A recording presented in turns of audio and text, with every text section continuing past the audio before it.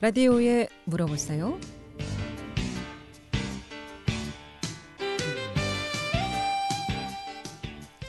여러분 안녕하십니까? 라디오에 물어보세요. 진행의 김혜정입니다.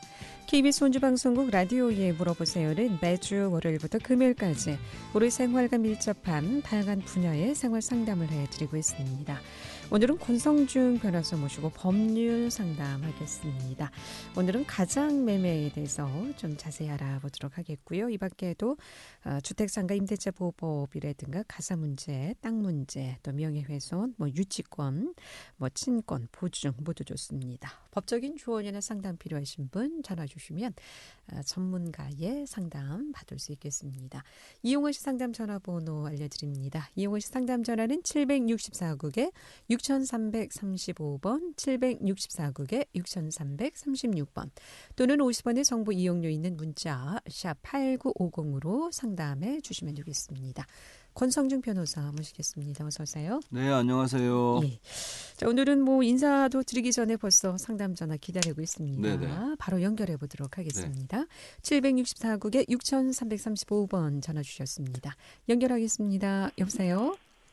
예. 네, 안녕하세요. 네. 예. 9월쯤 말일경에요. 네.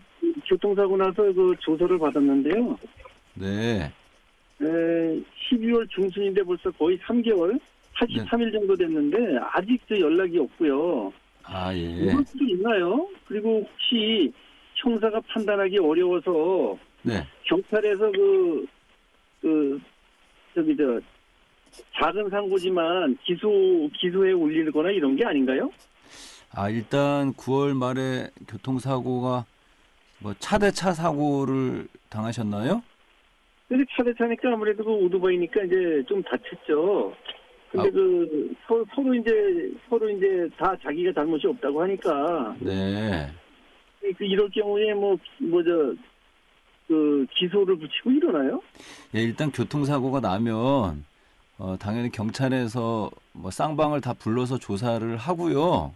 예. 서로 이제 잘못을 안 했다고 주장을 하게 되면 사실 예. 경찰 입장에서는 누가 가해자고 누가 피해자인지를 가려야 되거든요.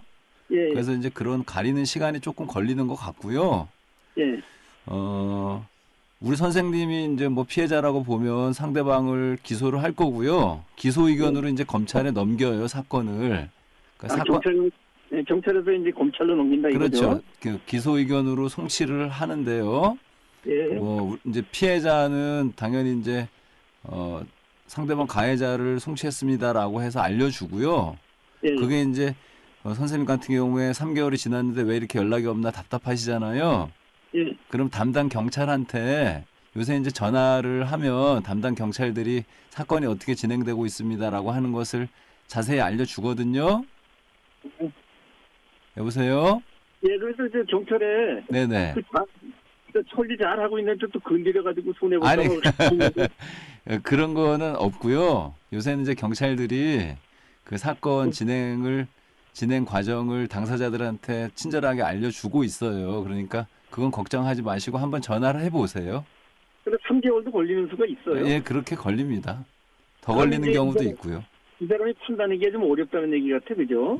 그러니까 그 전화하시면 경찰이 왜 어떤 이유 때문에 늦어지고 있습니다. 죄송합니다. 이렇게 얘기를 할 거예요. 네, 알겠습니다. 네, 그러세요. 네, 고맙습니다. 네. 아, 이런 경우에는 또 검찰까지. 일단 교통사고가 나면 합의가 안 될 경우에는 5대 5다, 9대 1이다, 10대 0이다 이렇게 이제 피해자 입장에서는 내 잘못이 없다 이렇게 주장을 하시기 때문에 조사하는 경찰 입장에서는 누가 가해자고 누가 피해자인지를 가려야 됩니다. 그래서 교통사고 실황조사서라는 게 있는데요. 거기에 이제 그림 그려가면서 가해자는 차선을 위반해서 중앙선을 침범해서 불법 유턴을 해서 피해자 차량을 들이받았다. 이렇게 그걸 확정을 해야 되는데 예를 드는 겁니다. 신호등이 없는 사거리라던가 이런 데서 이제 사고가 났다 그러면 또 CCTV도 없다거나 또 차량 블랙박스 동영상이 없다거나 이럴 때 당사자 주장만 있으면 사실은 누가 잘했고 누가 잘못했고를 가리는 게 굉장히 어렵거든요. 그래서 이제 그런 경우에는 조금 사건 처리가 늦어질 수 있고요. 아까 상담할 때 제가 말씀드렸듯이 요새는 이제 경찰 사건이 진행 과정이 어떻게 진행되는지 좀 궁금하시면 경찰서 담당한테 전화를 하시면 친절하게 알려드린다 이렇게 하고 있기 때문에 전화하시면은 좀 과정을 알 수 있을 것 같습니다.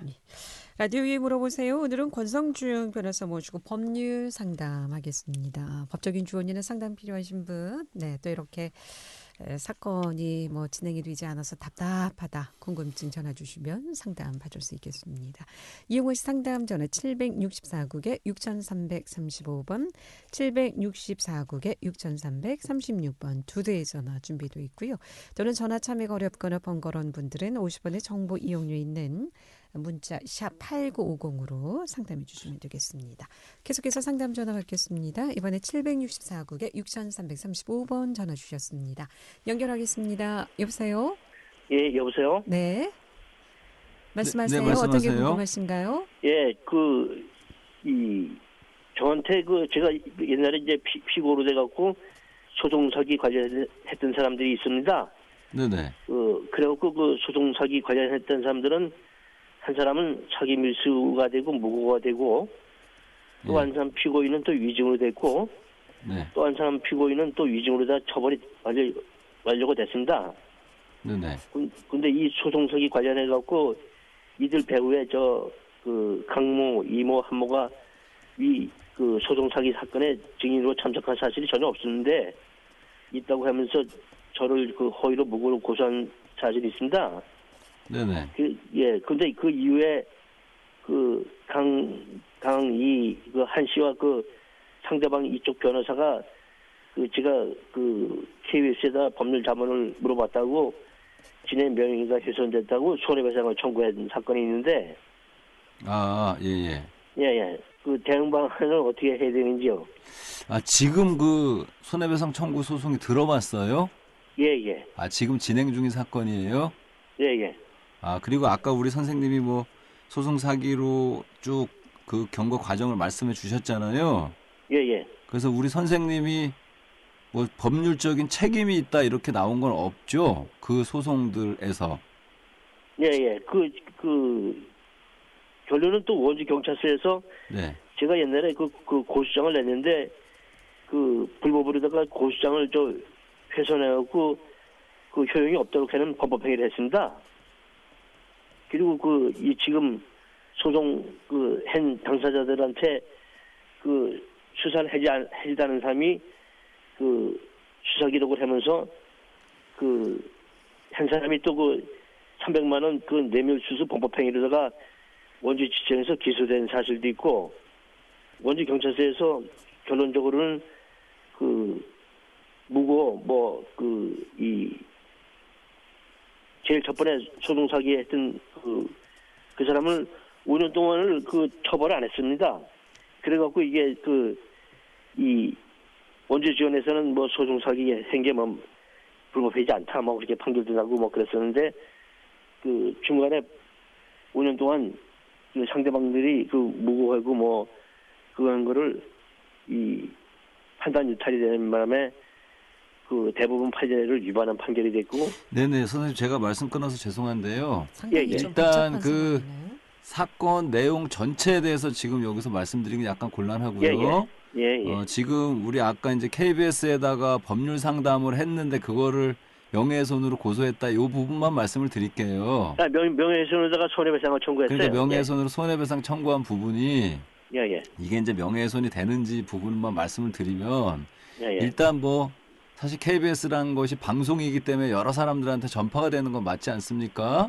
그래서 이제 거기에서 우리 선생님이 실명을 거론하면서 그 사람들이 뭘 잘못했다 이렇게 주장을 하셨다 그러면 그게 명예훼손의 구성 요건에는 해당이 될 수는 있어요. 실명은 거역을 안 하고 그냥 강모. 근데 이제 답답해갖고 그냥 강모, 이모 이렇게 한 부분만 가지고 이것을 그 사람들이 특정돼서 그 사람들의 명예를 훼손했다 이렇게 보기는 약간 어렵거든요. 그래서 그건 이제 우리 선생님이 그 법률 상담에서 어떻게 그분들을 지칭을 했는지 어떻게 말씀을 하셨는지에 따라서 특정이 됐다 안 됐다를 가릴 수가 있어요. 그래서 지금은 단순히 KBS에다가 전화를 했는데 그게 명예훼손이 된다 이렇게 보기는 약간 어렵고요. 그렇기 때문에 이제 우리 선생님 그 소송에서 내가 그냥 답답한 심정에 KBS에 전화해서 그냥 상담을 받은 것이지 그게 그분들의 명예를 훼손하려고 한 것은 아니다 이런 취지로 그렇게 대응을 하시면 될 것 같습니다. 그 부분만 말씀을 드릴게요. 그리고 상대방 이쪽 변호사가 제가 이제 이 상대방 변호사도 원고를 해갖고 저한테 손해배상을 청구했는데 이 허위 내용으로다가 고소장을 작성해 준 사실이 있어요. 그래서 그거를 허위 내용으로 하니까 중간에 KBS에서 방송을 꺼버렸어요. 그거를. 그래요. 하여튼 선생님 말씀은 무슨 말씀인지 저희 방송은 아니었던 것 같은데요. 예? 저희 방송은 아니었던 것 같은데. 아니 11월 달에 했었어요. 11월 달에 물어봤더니 이 전번에 변호사가 있는데 상대방이 변호사라도 허위 내용으로다가 고소하고 허위 내용으로다가 소송을 할 수가 없잖아요. 이미 굉장히 한 5년 정도 지난 사건이라고 들었는데요. 이 문제는 지금 여기에서 답변하기는 권 변호사님께서 답변하시기는 좀 어려운 문제인 것 같고요. 그러면 나중에 서류를 갖고 가서 한번 자문을 받아보겠습니다. 다시 한번 직접 방문해서 상담을 좀 받아보시는 것이 좋겠습니다. 고맙습니다. 네, 고맙습니다. 네. 라디오에 물어보세요. 오늘 권성중 변호사 모시고 법률 상담 함께하고 있습니다. 11시 44분 지나고 있습니다.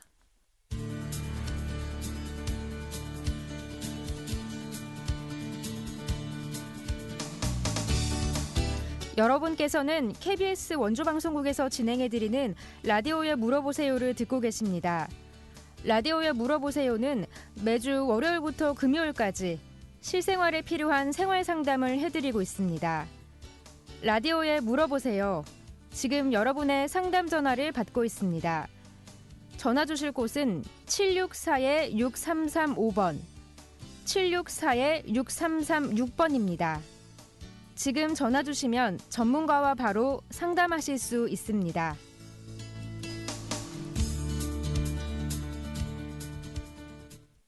네, 라디오에 물어보세요. 오늘은 권성중 변호사 모시고 법률 상담하고 있습니다.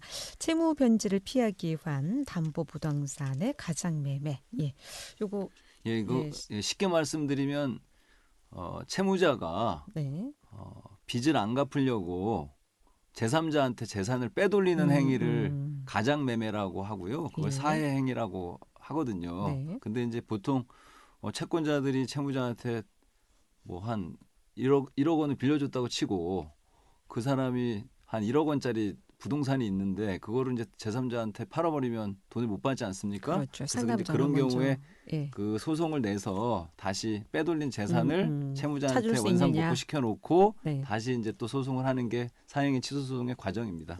상담 전화 받습니다. 이번에 764국에 6335번 전화 주셨습니다. 연결하겠습니다. 여보세요? 여보세요? 네. 땅에 압류를 했다가 서로 이제 막 싸우다가 옳고 그런 걸 따지다가 압류를 해지를 했어요. 압류를 해지를 해주셨어요. 예. 네. 그런데 똑같은 방법으로 또 압류를 할 수 있나요? 예. 압류를 일단 했다가 그 당사자들이 합의 해지해서 돈을 준다 만다 이제 이런 얘기가 있었을 것 같고요. 근데 그 이후에도 또 다시 돈을 안 주는 경우죠? 우리 선생님이. 아니, 어떤 방법으로도 또 할 수 있는. 그렇게 또 할 수는 있습니다. 그러니까 보통의 경우에 압류했다가 이제 해지를 하면서 돈을 갚겠습니다. 이러면 해지를 해주거든요. 근데 그런 이행을 잘 하지 않을 때 다시 압류할 수 있습니다. 결론만 말씀드리면. 그래서 우리 쪽에서도 압류 해지를 하니까 서류 같은 건데 준비하다가 안 했는데 준비해 두는 게 낫겠죠, 그래도? 부동산 다시 압류하시려면 준비하셔야죠. 예. 근데 계약 위반이 됐을 경우 할 수 있는 거지. 계약이 잘 진행되고 있는 상황에서 압류는 되지 않는 거 아닙니까? 압류라고 하는 건 이제 우리 선생님이 이제 결론만 이렇게 질문을 주셨기 때문에 말씀드리면 압류라고 하는 것 자체가 판결문이 있어야 이제 압류를 하는 거거든요. 그러니까 이제 보통 이제 가압류는 판결문 받기 전에 가압류를 하는 거고 압류는 판결문 받은 다음에 돈을 안 줬을 때 집행하기 위해서 하는 게 압류인데. 가압류. 우리 선생님은 그럼 가압류만 하신 거예요?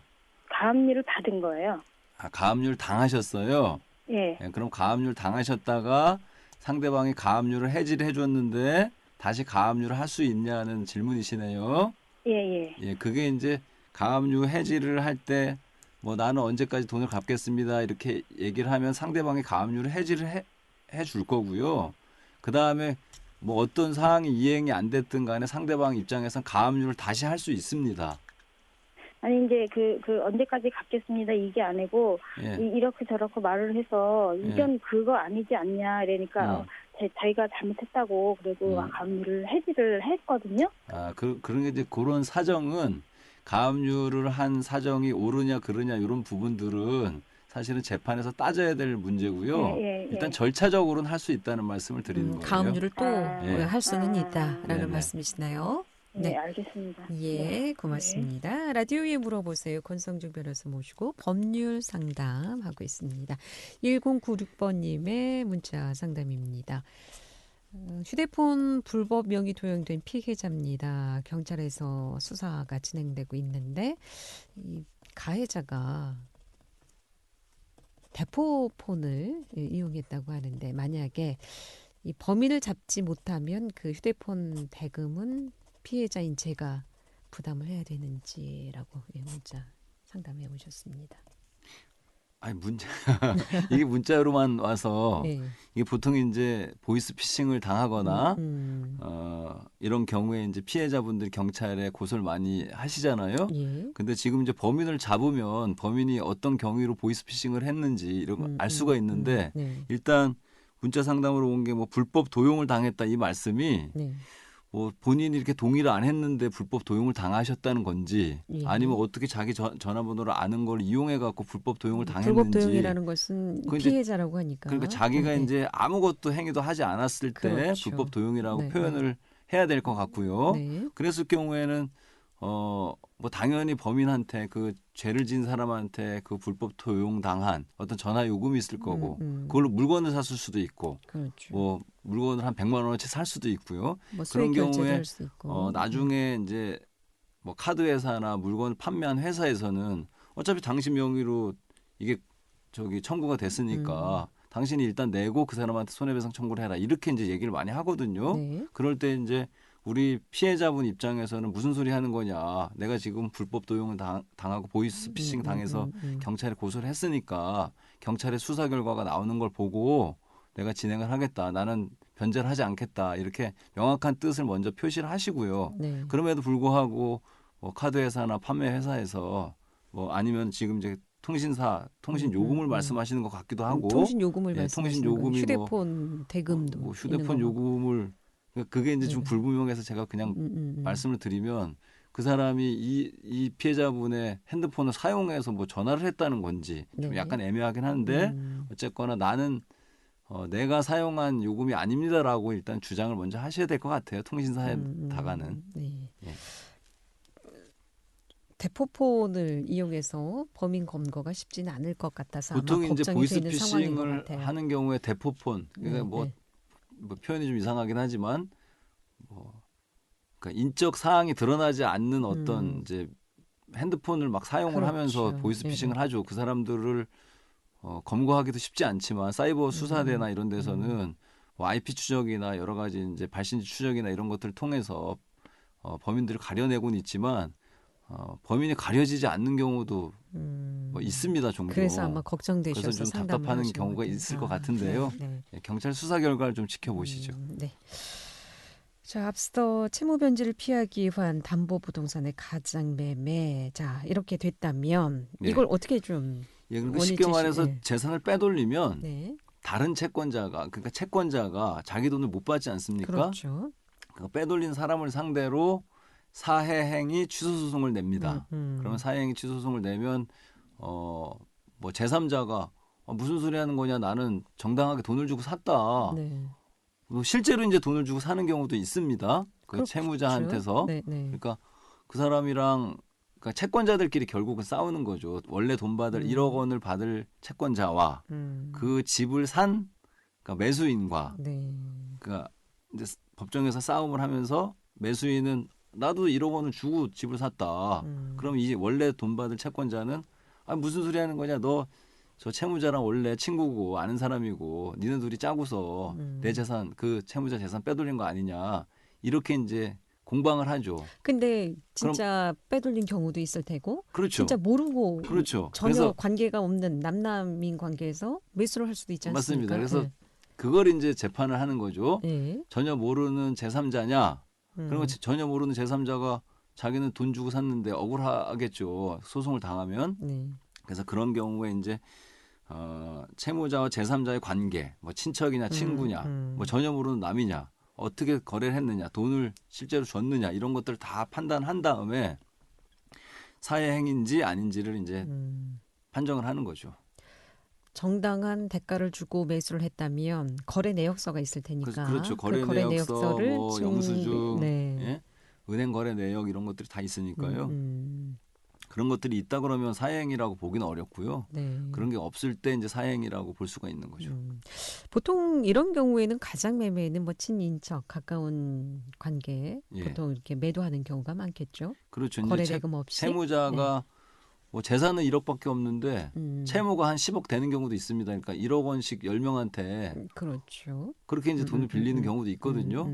그럴 때 원래는 대신. 이제 10분의 1씩 나눠서 1,000만 원씩 변제를 하는 게 원칙이고요. 그걸 안분 배당이라고 하는데 그렇게 하면 문제가 없습니다. 근데 한 사람한테 몰아주거나 한 사람한테 근저당권을 설정해 준다거나 그랬을 때는 다른 9명은 나는 돈 한 푼도 못 받았는데 이렇게 이제 하면서 그 돈을 다 받은 채권자를 상대로 또 사행위 취소 소송을 내는 겁니다. 그러면 다시 채무자한테 그 재산을 원상 회복시켜 놓고 그걸 다시 10분의 1씩 쪼개서 이제 가져가는 그런 과정을 거치는 것이 사행위 취소 소송의 구조입니다. 근데 만약에 이제 뭐 친인척 관계에서 가장 매매를 했다면 당연히 명의 이전을 해야 되겠지만 남남인 관계에서 정상적으로 거래를 했는데 뭐 법적인 싸움이 너무 골치 아프고 힘들어. 그러면 명의 이전을 해 줄 수도 있을 텐데 그럴 경우에는 이것도 뭐 그 다시 계약, 채무자한테 돌려준다는 말씀이신가요? 경우에 이것도 뭐 계약 위반으로 해서 그 이상의 손해배상을 좀 받을 수 있습니까? 그걸 이제 따로 손해배상 청구를 하는 문제는 그 채무자와 제3자와의 관계에서 이게 기망을 했느냐, 사기죄로 이제 속여가고 파는 거냐 이런 것들을 봐야 되는 거지. 그냥 뭐 채무자가 모르는 척하면서 이렇게 팔고 다시 원상 회복됐다고 그래서 그 자체만 가지고서 무슨 손해가 발생했다고 보기는 어렵거든요. 다시 이제 물론 이제 그 매수인한테 그 매매 대금을 돌려준다면 아무 문제가 없겠죠. 그렇게 정리하는 수밖에 없겠군요. 오늘 여기까지 듣겠습니다. 네, 고맙습니다. 잘 들었습니다. 라디오에 물어보세요. 오늘은 권성중 변호사 모시고 법률 상담했고요. 내일 이 시간에는 원주고용센터 정호근 취업지원팀장 모시고 실업급여에 대해서 상담하도록 하겠습니다. 함께해 주신 여러분 고맙습니다. 안녕히 계십시오.